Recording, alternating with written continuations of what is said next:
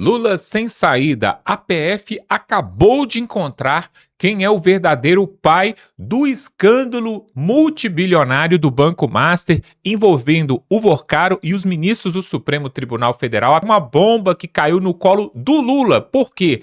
É um amigo próximo dele, é do PT e agora o Lula vai ter que se explicar. Isso pode inclusive atrapalhar os planos do PT da reeleição ainda este ano. E mais, presidente da Câmara dos Deputados, Hugo Mota, flagrado em áudio pedindo dinheiro para o Daniel Vorcaro. Pessoal, que lástima, que absurdo. Esse país é uma vergonha. Hugo Mota foi pego com a boca na botija. Nós vamos trazer essa matéria aqui porque realmente o Brasil, a cada dia que passa, um escândalo novo. Parece que eles estão vendo a Copa do Mundo e estão achando que ninguém vai prestar atenção na política, mas nós vamos cobrar tudo isso aqui. Começando com o deputado Gustavo Gayer, que vai mostrar esse tal amigo do Lula que foi pego com a boca na botija e parece que é ele que é o grande articulador de todo esse esquema do Banco Master. Dá um like nesse vídeo, se inscreve aqui no canal para nós chegarmos a 700 mil inscritos conservadores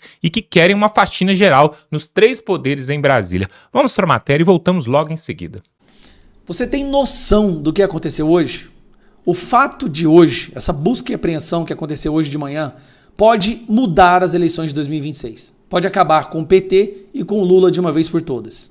O escândalo mais famoso, talvez, na história do nosso país, mais famoso até mesmo do que o Petrolão e a Lava Jato, o Mensalão, é o do Banco Master, que foi muito além de corrupção. É uma coisa de máfia, de tortura, de matar, arrancar o dente de jornalistas, de fazer contrato com esposas de ministros do STF, de fazer ministro do STF viajar de jatinho, de mandar mensagens de visualização única para ministros do STF.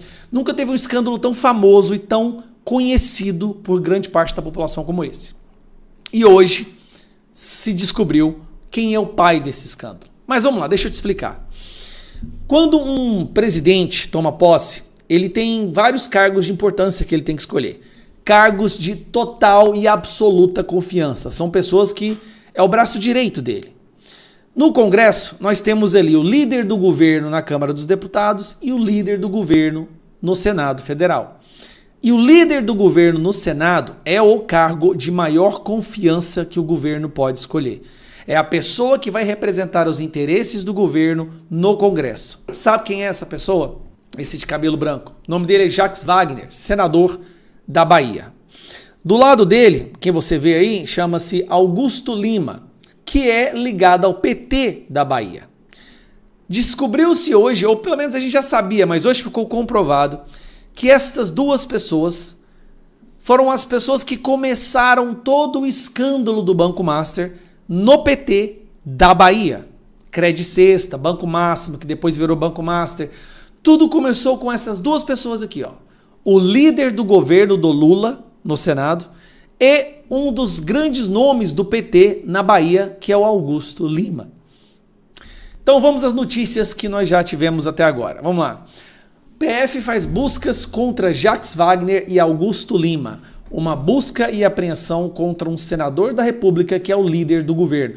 Para você fazer uma busca e apreensão, não basta apenas algumas suspeitas. Você tem que ter a comprovação de que essa pessoa cometeu atos ilícitos. E quem é a pessoa em questão? Este cidadão aqui, ó, Jacques Wagner, o líder do Lula no governo. Próxima notícia interessante. PF apreende 55 mil dólares e 33 mil euros em endereços de Jacques Wagner. Pera aí, o senador da República tinha, cara, 33 mil euros vezes 6, dá uns 200 mil reais, mais uns vezes 5, 250. Cara, meio milhão de reais o cara tinha na casa dele em espécie. Isso é muito dinheiro, gente. Olha isso aqui.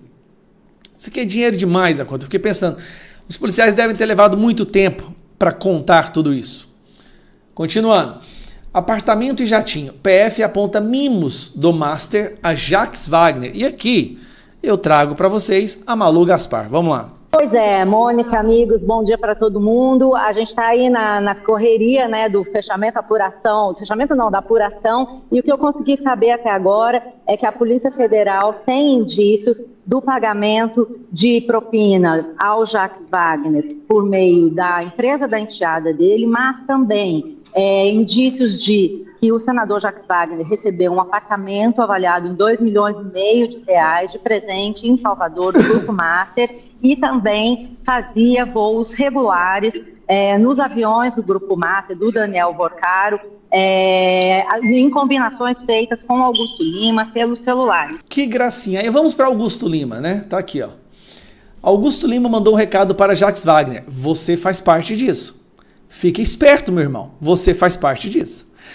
Conversas indicam que o senador teria mantido interlocução frequente com o empresário Augusto Lima e atuado em pautas de interesses do Master. Uma das mensagens destacadas pela Polícia Federal na representação que embasou a 9ª fase da Operação Compliance Zero mostra o grau de proximidade entre o senador Jacques Wagner e o empresário Augusto Ferreira Lima, ex-sócio de Daniel Vorcaro. Em uma conversa reproduzida nos autos mencionada na decisão do Supremo Tribunal Federal, Augusto escreveu ao líder do governo no Senado: "Você mais do que ninguém sabe da minha história e faz parte disso." O líder do Lula no Senado é o cara que originou, junto com Augusto Lima, outro nome forte do PT na Bahia, o maior escândalo de fraude bancária da história do nosso país, talvez do mundo.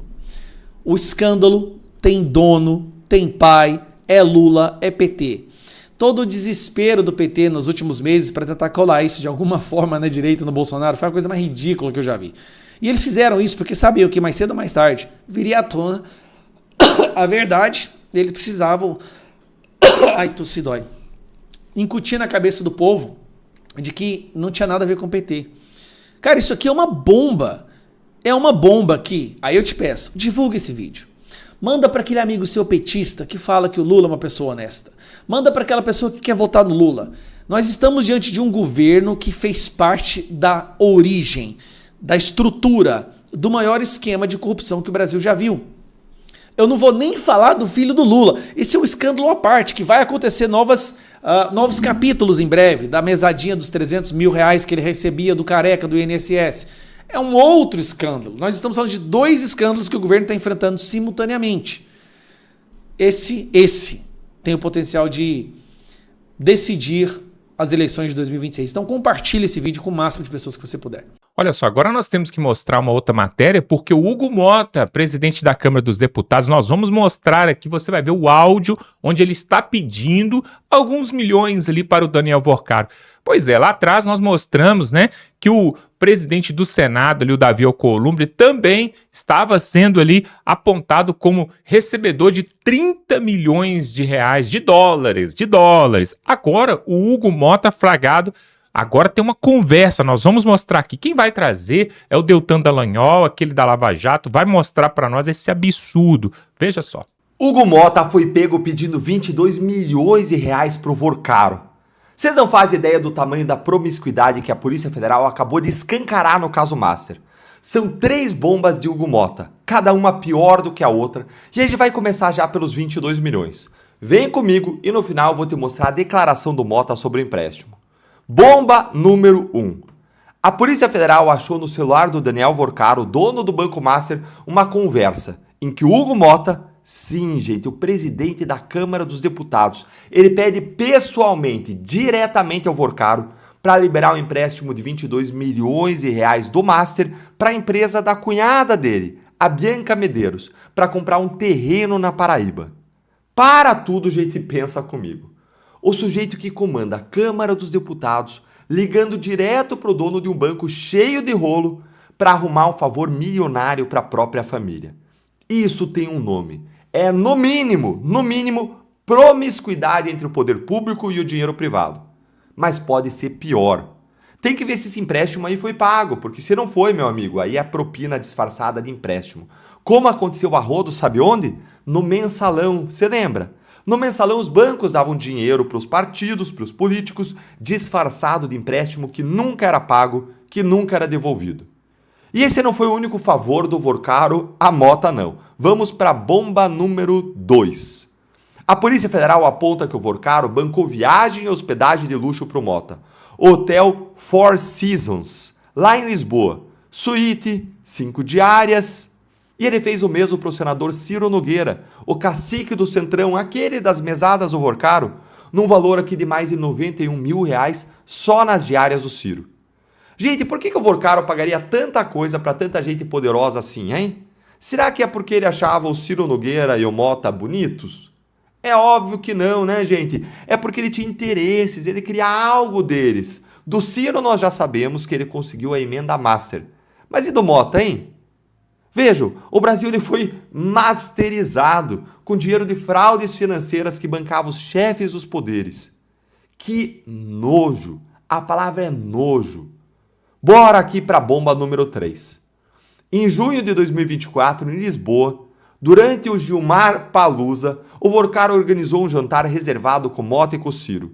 Se você acompanha aqui o canal, se você já clicou no sininho para não perder nada, você sabe o quanto eu já critiquei o Gilmar Palusa por aqui. E agora você tem mais uma razão pela qual eu fiz isso. Você entende agora mais ainda o porquê. Porque virou palco de convescote, de negociata. E o Vorcaro exigiu um sigilo absoluto. Segundo a apuração ali, nem o Papa entrava se não estivesse na lista. Imagina a cena, o banqueiro investigado, o presidente da Câmara e um cacique do Senado. Todos trancados num jantar secreto do outro lado do oceano, sem ninguém para ver o que eles discutiam. Agora olha só o que aconteceu. Hugo Mota ele foi emparedado por jornalistas do Estadão nesses dias, ontem, e ele ficou completamente sem resposta. Assiste aqui comigo ao que ele respondeu quando foi emparedado pelo Estadão.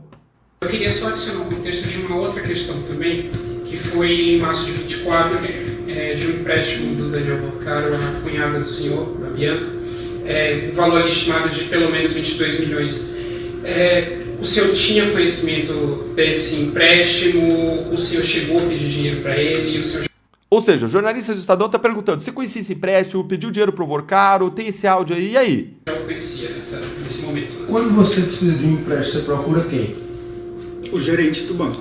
O banco, não é? O gerente ali. E a minha cunhada, que representa os negócios do meu sogro, procurou um banco. Ela o banco... O erro do Hugo Mota, quando você precisa de empréstimo, você procura quem? O jornalista respondeu, gerente do banco, não o dono do banco, claro. O banco tava legal à época, podia operar. Ela tinha o crédito para poder fazer, então foi uma operação legal. Não tem ilegalidade de nada. O senhor não interveio de algum... Não tem ilegalidade de nada nisso. O senhor chegou a intervir? Não tem ilegalidade. Ele não responde, ele se esquiva. Ele diz, o empréstimo foi legal, a empresa que tomou o empréstimo tinha garantias para isso. A gente não sabe, a gente não olhou os documentos, a gente não tem acesso a isso. Mas ele alega que foi tudo legal e se escusa, se evita. Ele que nem um sabão, ele escapa de responder se ele entrou em jogo para que esse empréstimo fosse concedido. Mas a questão é mais grave. Esse empréstimo ele foi pago? Essa é a grande questão. A gente tem uma apuração... Não tem legalidade, Murilo. Sim, mas a gente tem uma apuração... Eu não vou falar mais do que isso. A gente não tem legalidade. Tá bom, qual foi a taxa de juros? Foi favorecido ou não? Eles ganharam dinheiro com isso, com uma taxa de juros diferente dos outros clientes? Eles pagaram empréstimo? Essas são as questões reais. Pediu ao Vorcaro pelo WhatsApp que liberasse esse empréstimo para a empresa da sua cunhada. O senhor confirma essa conversa? Deixa eu te dizer, Murilo, o empréstimo é legal. Mas o empréstimo é legal, feito por uma empresa que tem lá, o patrimônio está lá, pode ser averiguado. Tem laudo de avaliação, que o terreno inclusive vale muitas vezes mais do que o que foi contratado, e ele tinha uma instituição que estava operando dentro das regras e leis do país. O senhor chegou a pedir a ele? Então está dentro da legalidade. Sim, mas o senhor chegou a pedir a ele que liberasse o empréstimo? Murilo, empréstimo tem critério para ser liberado. Sim, mas... E a instituição dele estava legal. Sim, mas... Você não vai conseguir arrancar de mim uma declaração que eu pedi, que eu não pedi. Se você tem apuração, você divulga a apuração. Eu não vou confirmar a informação aqui, eu não tenho a obrigação de confirmar isso. Só para registrar, Murilo, o empréstimo está sendo pago pela empresa, tá? Não tem coisa errada nisso. Será? Será que tá? Cadê os comprovantes? E olha só, ele dizia, não tenho obrigação de confirmar isso. Como assim? O presidente da casa, ele não tem obrigação de dizer para o Brasil o que aconteceu ou o que não aconteceu? Gente, é surreal. Vocês viram que o presidente da Câmara ele se recusou por 5 vezes a responder se ele pediu a liberação do financiamento. 5 vezes ele se recusou a prestar contas para você e para mim. que você achou dessa proximidade entre o Mota e o Vorcaro? Ele tem ou não tem que prestar contas como pessoa pública do que ele fez lá junto ao Vorcaro, no escurinho? Ou você acha que qualquer pessoa pode ligar para o banqueiro e pedir um empréstimo para a irmã? Tá certo isso? Me conta aí nos comentários a sua opinião.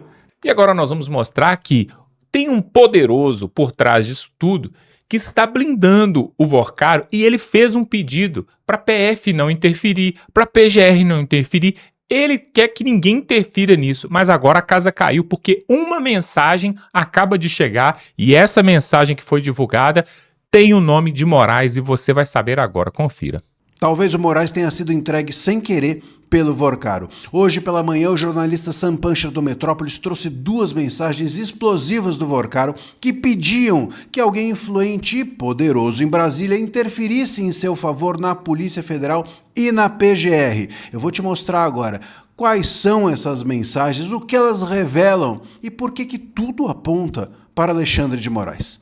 Eu sou André Marcília, advogado constitucionalista, comentarista jurídico. Vamos lá, o jornalista Sam Puncher, como eu mencionei, publicou nesta manhã no X 2 mensagens explosivas com base no relatório preliminar da Polícia Federal anexado essa semana pelo ministro André Mendonça ao processo do Master. A primeira mensagem do Vorcaro diz que o ex-banqueiro pedia que uma pessoa muito poderosa, com muita influência sobre a Polícia Federal e a PGR, a Procuradoria Geral da República, falasse com Andrei Rodrigues, diretor-geral da PF, e com Paulo Gonet, procurador-geral da República, para que nenhum subordinado deles fizesse alguma sacanagem, senão iria tudo pro saco. E isso a gente já tem vídeo aqui no canal mostrando. Essas mensagens já foram reveladas aqui pelo canal. O ponto não é esse, o ponto é que o Vorcaro escreveu ainda que o problema dele no Banco Central já não estava mais sendo resolvido pelo Galípolo, presidente do Banco Central,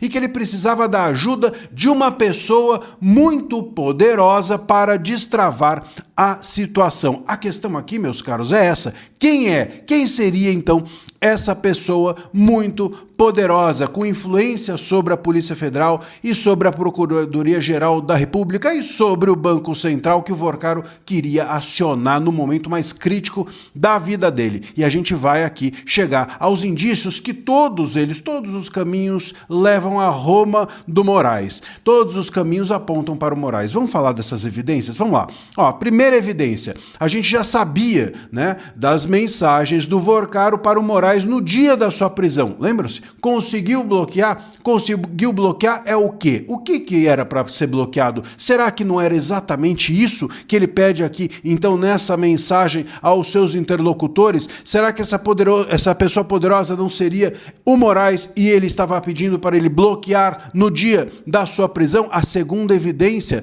é também importante porque ela aponta para o fato de que a mulher do Moraes estava contratada por 129 milhões de reais, depois tinha mais 50 milhões de reais, tinha outro contrato, lembram-se disso? Mas enfim, ela estava sendo contratada para justamente lidar com os problemas do Vorcaro no Banco Central, dentre outras coisas. Então, essa é a segunda evidência. A terceira evidência é que o Paulo Gonet só foi indicado para o seu cargo de PGR pelo Lula em 23, depois reconduzido, depois de muito lobby, todo mundo sabe disso, muito lobby e pressão de quem? Do próprio Alexandre de Moraes e também, claro, do Gilmar Mendes, que é uma pessoa ligada ao Alexandre de Moraes e também muito ligada ao governo Lula. A quarta evidência é que o Paulo Gonet, ele é ex-sócio do Gilmar Mendes no IDP, que é o Instituto Brasileiro de Ensino. Foi sócio dele e depois vendeu a sua parte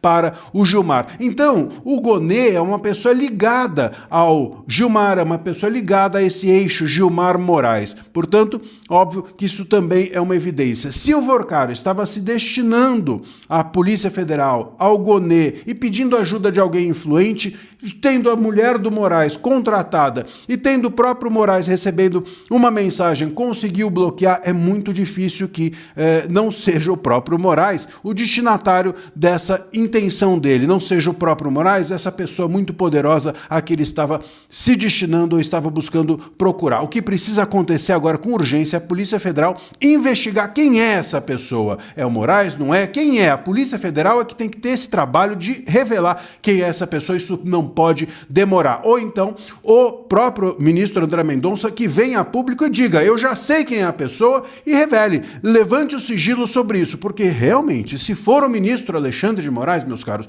nós podemos estar diante de crimes gravíssimos, como corrupção passiva, como advocacia administrativa e outros mais. É necessário, portanto, que isso seja revelado imediatamente, porque se for, repito, o ministro Moraes, o STF, como um todo, precisa passar por uma investigação seríssima e o Gonê vai ter que ser afastado, porque ele não pode investigar ninguém. Ele é parte disso tudo. Deixa aqui o seu comentário e a gente vai seguir atento acompanhando esse caso. E olha só, tem um processo que está correndo lá nos Estados Unidos do ministro Alexandre de Moraes com respeito às redes sociais que ele boicotou e bloqueou e não quis saber que essas redes operassem aqui no Brasil, principalmente no último pleito, lá em 2022, mas também aconteceu em outros momentos. Uma dessas empresas é a Rumble. E agora tem um processo que ele foi intimado, foi chamado ali para poder depor, para dar explicações, só que parece que ele perdeu o prazo. E perdendo o prazo, olha o que vai acontecer com o Moraes. Quem vai trazer para nós é o pessoal ali do Ancapso. Confira essa matéria e veja só. Pessoal, o Moraes acha que vai ficar tudo por isso mesmo? Não vai não. Vejam só. Pois bem, o Alexandre de Moraes não respondeu à ação do Rumble e da Trump Social lá, né? A ação que está sendo movida contra ele lá na Flórida. É verdade que o governo brasileiro pediu para intervir na ação, né? Fez uma petição lá para intervir na ação, mas como a gente explicou no outro vídeo, é uma petição que pede para intervir na ação, não é uma defesa do Alexandre de Moraes. Nem poderia ser, né? Porque não faz sentido a PGR fazer defesa de uma pessoa, do Alexandre de Moraes. Ah, mas é uma ação injusta e coisa e tal. Já expliquei para vocês, aqui no Brasil, de fato, a lei determina que se um agente público faz uma merda, quem responde é a União. Mas isso é uma lei brasileira, isso não é uma lei americana, né? Nos Estados Unidos a lei é outra, né? Então, lá o Alexandre de Moraes está sendo acionado, ele na pessoa física, ele que tem que dar um jeito de responder esse negócio de uma maneira ou de outra, né? Então, vamos entender o que está acontecendo aqui. Por quê? Porque a Rumble e a Trump Social agora pediram a revelia, que ele seja julgado in absentia, como eles chamam aqui, que é a revelia, né? Isso não quer dizer automaticamente que ele vai ser condenado, não, tá? Em tese, você pode ter um julgamento à revelia em que o réu ele ganha a ação, porque o caso é um caso tão absurdo, não sei o que lá, que o juiz fala, não, isso aqui não tem lógica, mesmo o cara não estando aqui para defender, eu vou dar razão para ele, né? Mas a verdade é que isso é raro pra caramba. Geralmente, quando o réu é réu, quando o réu está à revelia, ele perde a ação, né?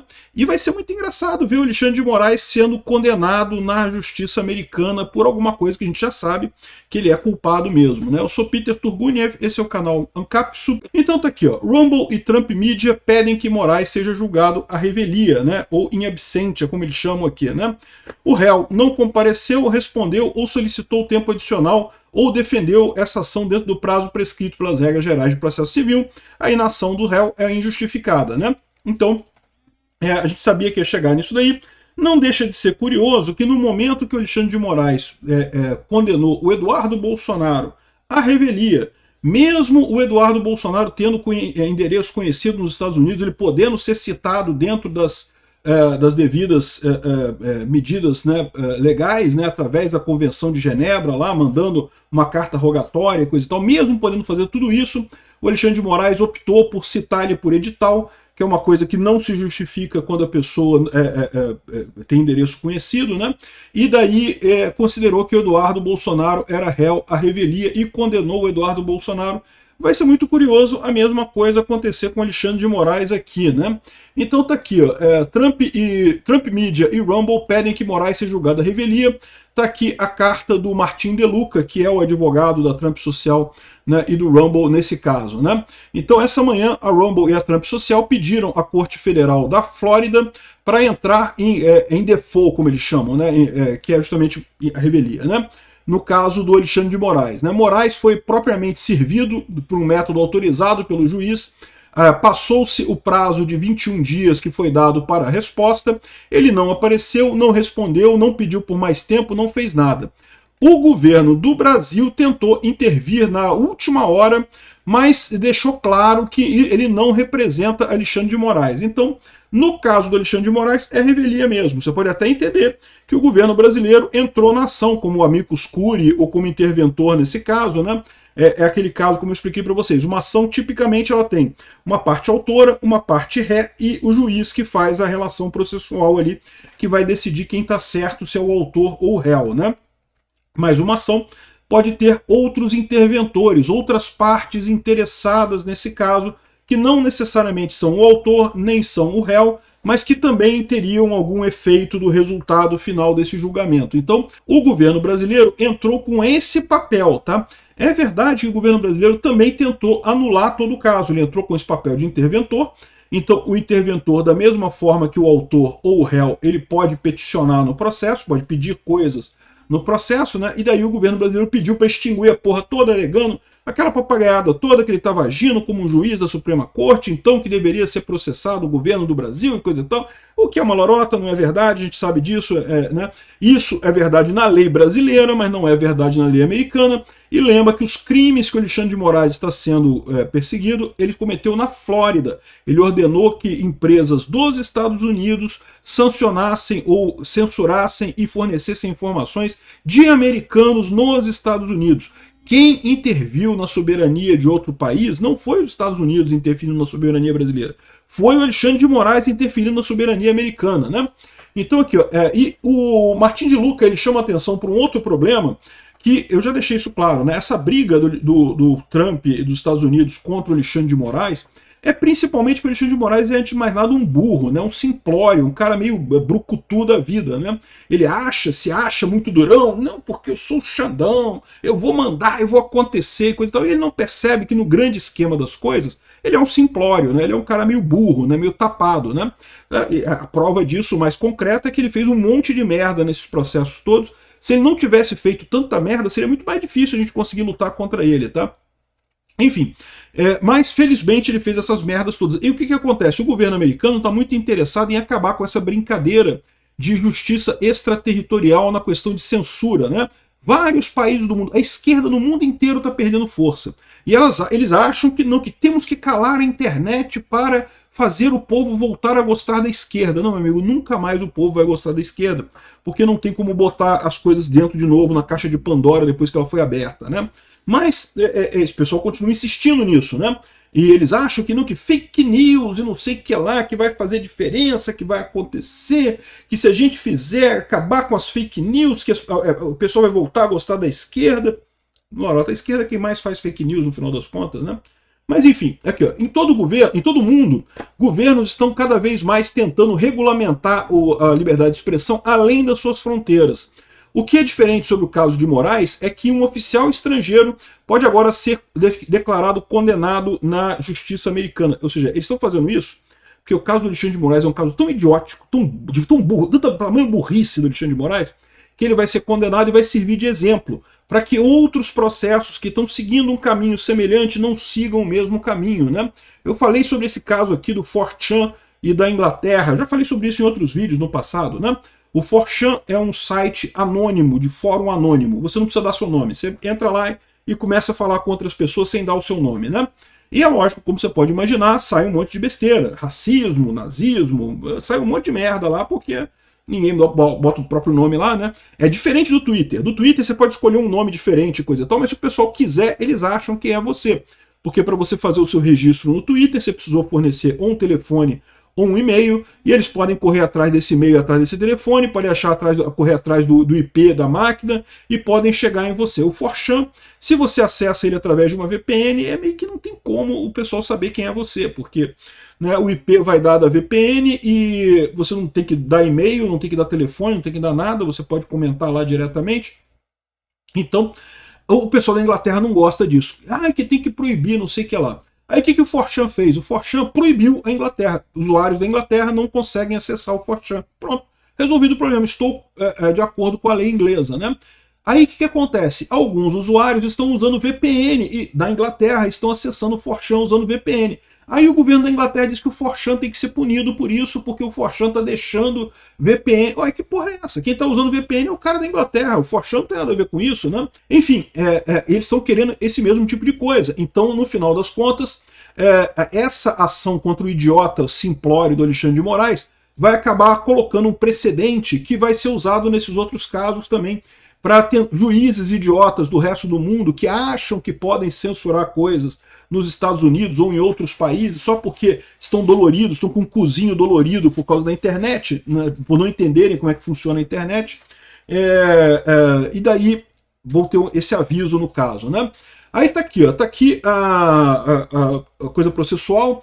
Se você vê aqui todo o andamento aqui do processo deles, no final tá aqui já justamente esse último PDF aqui, que é esse PDF aqui, que é justamente o pedido da... Não, esse aqui, desculpa. Esse daqui é o PDF em que a República Federativa do Brasil pede para intervir como parte do processo, né? O juiz ainda não julgou, mas essa coisa aqui tem um monte de pedidos aqui, tá?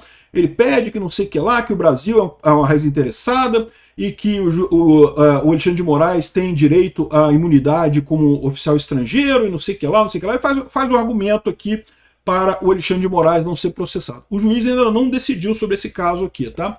Mas, ao mesmo tempo, o pessoal aqui já, os plaintiffs, né, os autores da ação, o Rumble e a Trump Media, eles já pediram a decretação do default, ou seja, da revelia do Alexandre de Moraes. O Alexandre de Moraes não fez nada, então isso tudo aqui vai para o juiz agora, e o juiz vai decidir se dá a revelia, se diz que o Brasil vai intervir, não vai intervir, se aceita os argumentos do Brasil ou não. Eu acho que não tem por que aceitar os argumentos do Brasil, são argumentos idiotas, mas vamos ver o que o juiz vai decidir, né?